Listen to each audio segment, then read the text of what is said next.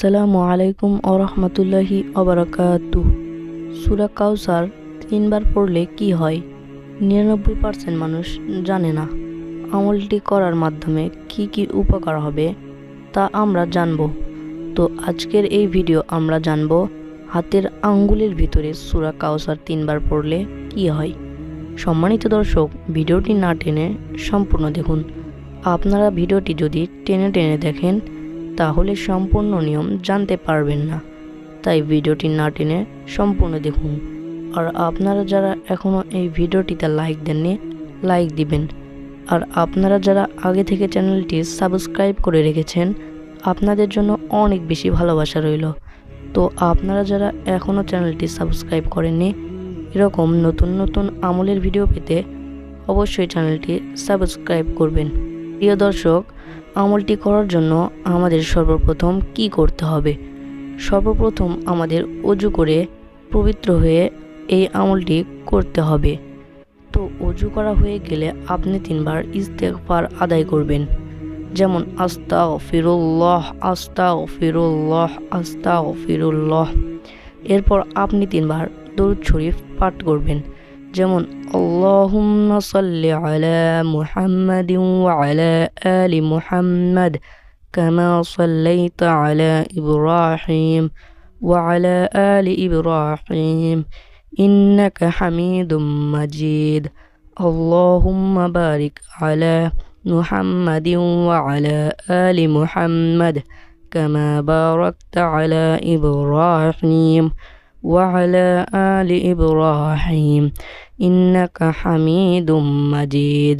3 বার যখন দরুদ শরীফ পাঠ করা হয়ে যাবে, তারপর আপনি সূরা কাউসার পাঠ করবেন। আমি যে নিয়মে বলবো সেই নিয়মে পাঠ করবেন।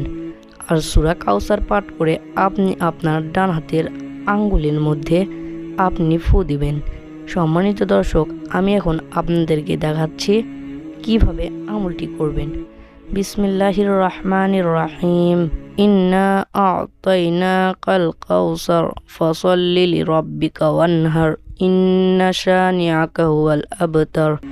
এভাবে আপনি সূরা কাউসার পড়ার পরে আপনার ডান হাতে বৃদ্ধা আঙ্গুল দিয়ে যে কোনো একটি আঙ্গুলে আপনি চাপ দিয়ে ধরবেন। ধরে আপনি এই সূরা কাউসার পাঠ করবেন। পাঠ করার পরে আপনি ওই আঙ্গুলে ফু দিবেন। দ্বিতীয়বার আপনি আবার সূরা কাউসার পাঠ করবেন। দ্বিতীয়বার কাউসার পাঠ করবেন। দ্বিতীয়বার আবার একইভাবে ফু দিবেন। সম্মানিত দর্শক, আবার সূরা কাউসার পাঠ করবেন। পাঠ করে তৃতীয়বার আবার ফু দিবেন। দর্শক, আপনি যেই ফুট দিচ্ছেন, কিসের জন্য দিচ্ছেন তাকে মনে মনে স্মরণ করে তার নামটা নিয়ে আপনি এই আঙ্গুলটির গিরিতে একটি একটি করে 3টি ফু দিবেন। তাহলে আমলটির আগে আপনাদের 2 রাকাত নফল নামাজ আদায় করতে হবে। তারপরে 3 বার ইস্তেগফার, 3 বার দরুদ শরীফ, 3 বার সূরা কাউসার পাঠ করতে হবে। পাঠ করে হাতের আঙ্গুলে ফু দিতে হবে।